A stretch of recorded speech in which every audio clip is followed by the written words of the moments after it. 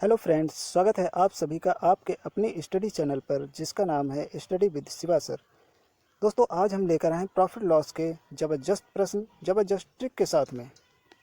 तो चलिए दोस्तों, बिना समय गंवाए शुरू करते हैं अपना वीडियो। आज का पहला प्रश्न है, किसी वस्तु को 56 रुपये में बेचने पर उतने ही प्रतिशत लाभ होता है जितना वस्तु का क्रय मूल्य है। तो वस्तु का क्रय मूल्य पूछ रहा है, इसमें वस्तु का क्रय मूल्य कितना है। तो दोस्तों, सबसे पहले हम क्या करते हैं, 56 को हम लिख लेते हैं और इसके दो हम ऐसे टुकड़े करते हैं, ऐसे दो फैक्टर करते हैं जिनको यदि हम माइनस करें तो कितना है, 10 आना चाहिए। तो वैसे तो हम 56 के बहुत सारे टुकड़े कर सकते हैं, लेकिन हमें क्या करना है, हमें ऐसे दो फैक्टर करने हैं जिनको अगर हम माइनस करें तो कितना है, 10 आए। तो अगर हम 56 को 14 और 4 के से दो टुकड़े इसके बना लेते हैं, 14 चौको 56 होता है। अगर 14 में से हम 4 को माइनस करेंगे तो कितना बचेगा, 10 बचेगा। अब दोस्तों, इस प्रश्न में देख लेते हैं कि प्रॉफिट हो रहा है कि लॉस हो रहा है। अब देखिए, यहाँ पर प्रॉफिट हो रहा है, तो इसका मतलब है यदि प्रश्न में प्रॉफिट दिया है, यदि प्रश्न में प्रॉफिट दिया है तो आपको क्या करना है, जो छोटी संख्या है, यहाँ पर देखिए 14 है, 4 है, यानी 4 हमारी छोटी संख्या है।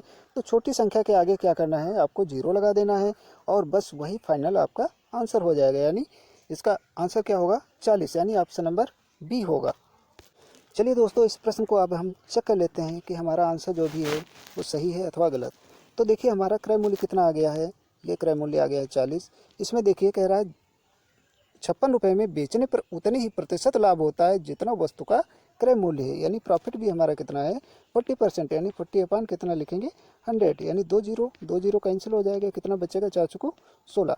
अब देखिए यहाँ पर कितना आ गया, 16 आ गया। अब देखिए यहाँ पर 16 आ गया, हमारा क्रय मूल्य कितना था, 40 था, तो विक्रय मूल्य निकाल लीजिए। तो 40 में हम 16 क्या करेंगे, प्रॉफिट ये है, इसको हम अगर ऐड कर देते हैं तो विक्रय मूल्य निकल आएगा आसानी से। तो इसमें 16 हम ऐड कर देंगे तो कितना हो जाएगा, 56, यानी 56 हो जाएगा। इस प्रकार हम कह सकते हैं कि हमने जो सवाल लगाया है वो बिल्कुल सही है। चलिए दोस्तों, अब अगला प्रश्न देख लेते हैं। दोस्तों, अगला प्रश्न भी उसी टाइप का है। एक किताब को 75 रुपये में बेचने पर उतना ही प्रतिशत लाभ होता है जितने की किताब है। तो किताब का क्रय मूल्य क्या होगा। इसमें भी सेम वही सवाल है, इसमें सिर्फ संख्या बदली है। चलिए हम उसी टाइप से इसको भी लगाते हैं। देखिए 75 हमने लिख लिया, इसके हम दो फैक्टर कर लेते हैं। फैक्टर ऐसे करेंगे जिनको घटाने पर कितना है, 10 आना चाहिए। सेम वही वैसे ही लगेगा। तो इसमें हम 15 पचे 75 होता है, यानी 15 और 5 लिख लेंगे। अब देखिए 15 में से 5 अगर हम माइनस करते हैं तो कितना, 10 बचता है। ठीक है, तो इस प्रकार यहाँ पर 10 आ गया। अब देखिए इसमें भी क्या हो रहा है, प्रॉफिट हो रहा है। जब प्रॉफिट हो रहा है तो हमें क्या करना है, जो छोटी संख्या है यानी 5 है, छोटी संख्या है, इसमें हमें क्या करना है, 0 लगा देना है और बस यही हमारा आंसर हो जाएगा। अब चलिए दोस्तों, इस प्रश्न को भी चेक कर लेते हैं कि हमारा जो उत्तर है वो सही है अथवा गलत है। तो देखिए यहाँ पर कितना है, क्रय मूल्य हमारा आ गया है 50। 50 का 50% निकाल लीजिए, 50/50/100 हो जाएगा। 50 × 50/100 हो गया, दो जीरो कैंसिल हो जाएगा। तो कितना बचेगा, 25 बचेगा। अब देखिए यहाँ पर क्या हो रहा है, प्रॉफिट हो रहा है। तो हमें क्या करना है, क्रय मूल्य में हमें ऐड कर देना है। तो यहाँ 50 में अगर हम 25 जोड़ देंगे तो कितना बचेगा, 75 तो ये बराबर आ रहा है। तो इसका मतलब है ये हमारा जो आंसर निकला है वो बिल्कुल सही है। यानी इस प्रश्न का जो सही उत्तर होगा वो होगा ऑप्शन नंबर सी। मुझे यकीन है दोस्तों कि यह प्रश्न आप लोगों को अच्छे से समझ में आ गया होगा। अब आप लोगों के दिमाग में एक प्रश्न चल रहा होगा कि अभी तक हमने प्रॉफिट बताया है, अगर यहाँ पर लॉस होगा तो हम कैसे लगाएंगे। तो चलिए दोस्तों, उस टाइप का भी एक प्रश्न देख लेते हैं। तो दोस्तों, प्रश्न है, किसी पेन को 25 रुपये में बेचने पर उतने ही प्रतिशत हानि होती है जितनी पेन की लागत है, वस्तु का क्रय मूल्य क्या होगा। तो चलिए दोस्तों, इस प्रश्न को हम लगाते हैं। पहले हम क्या करेंगे, 25 को हम लिख लेते हैं। 25 के हमें फैक्टर करने हैं, तो 25 के फैक्टर करेंगे, बस वही 5 × 5 ही होगा, और तो कोई फैक्टर हो नहीं सकते। लेकिन यहाँ पर जब लॉस दिया हो, ठीक है, प्रॉफिट के लिए हमने क्या बताया, प्रॉफिट के लिए बताया कि ऐसे दो फैक्टर जिनको हम माइनस करें तो वहाँ पर क्या आना चाहिए, 10 आना चाहिए। लेकिन अगर लॉस हो रहा है तो यहाँ पर क्या करेंगे, यहाँ पर हम ऐसे दो फैक्टर करेंगे जिनको ऐड करने पर कितना, 10 आना चाहिए। तो दोस्तों, यहाँ पर अगर हम 5 और 5 को ऐड करते हैं तो कितना हो जाता है, 10 हो जाता है। लेकिन अब प्रॉफिट में तो हम लोगों ने देखा कि जो छोटा नंबर होता था उसके आगे जीरो लगा देते थे, बस वही हमारा आंसर हो जाता था। लेकिन अगर लॉस हो रहा है तो उसमें क्या करना चाहिए? तो दोस्तों यदि लॉस हो रहा है तो उसमें हमें जो बड़ा नंबर है उसके आगे शून्य लगाना है और वही आंसर हो जाएगा।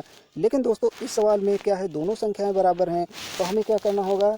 हमें करना ये होगा कि किसी भी संख्या के आगे जीरो लगा देंगे, वही हमारा आंसर हो जाएगा। यानी इसका सही आंसर क्या होगा? 50 होगा, यानी ऑप्शन नंबर सी। चलिए अब दोस्तों इसको भी हम चेक कर लेते हैं कि हमारा जो उत्तर है वह सही है अथवा गलत है। तो यहाँ पर हमारा जो CP आया है, क्रय मूल्य आया है, कितना है? 50 है। 50 का 50% निकालेंगे यानी 50/100 लिखेंगे, तो यहाँ पर 2 जीरो कैंसिल हो जाएगा, कितना बचेगा? 25 बचेगा। अब देखिए CP हमारा कितना है? क्रय मूल्य है 50, तो 50 में से यहाँ पर क्या हो रहा है? लॉस हो रहा है, तो हमें क्या करना है? माइनस करना पड़ेगा 25 को, तो कितना बचेगा? 25। तो इस प्रकार दोस्तों हमने चेक कर लिया कि हमारा जो आंसर आ रहा है वो बिल्कुल सही आ रहा है, यानी ऑप्शन नंबर सी इसका सही होगा। दोस्तों मुझे यकीन है अब इस टाइप के जो भी प्रश्न होंगे, चाहे प्रॉफिट दिया हो या लॉस दिया हो, उसमें आप लोगों को कोई कन्फ्यूजन की स्थिति नहीं उत्पन्न होगी। दोस्तों यह है अगला प्रश्न, चलिए इसको भी देख लेते हैं। यह प्रश्न भी अभी पिछले प्रश्न की भांति ही है। एक व्यापारी ने कोई सामान 21 रुपये में बेचा और उसे बेचने पर उसे उतनी ही प्रतिशत हानि हुई जितने का वह सामान था। सामान का क्रय मूल्य क्या है? तो दोस्तों यह भी सेम उसी के तरीके से लगेगा। पहले हम संख्या लिख लेते हैं, कितनी है? 21 है। 21 के ऐसे टुकड़े करने हैं जिनको हम ऐड करेंगे तो क्या आएगा? 10 आना चाहिए। तो 21 के अगर हम टुकड़े करेंगे, 7 तियां 21 होता है, अगर साथ में हम 3 जोड़ देंगे तो कितना हो जाएगा? 10 हो जाएगा। अब देखते हैं दोस्तों इसमें भी क्या हो रहा है?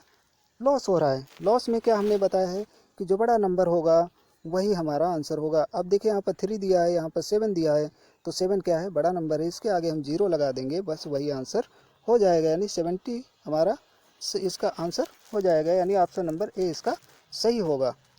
दोस्तों ये ट्रिक्स कॉम्पिटिटिव एग्ज़ाम के लिए अति महत्वपूर्ण है, क्योंकि ऐसे एग्ज़ाम में समय का बहुत ही अभाव होता है। तो दोस्तों आज हमने 2 टाइप के सवाल सीखे। हमें उम्मीद नहीं, पूर्ण विश्वास है कि आप लोगों को अच्छे से समझ में आ चुके होंगे। दोस्तों यह हमारा प्रॉफिट एंड लॉस का पहला पार्ट था। हम इसका दूसरा पार्ट बहुत जल्दी लेकर आएंगे। आप लोगों ने पूरा वीडियो ध्यान से देखा, उसके लिए धन्यवाद। जय हिंद, जय भारत।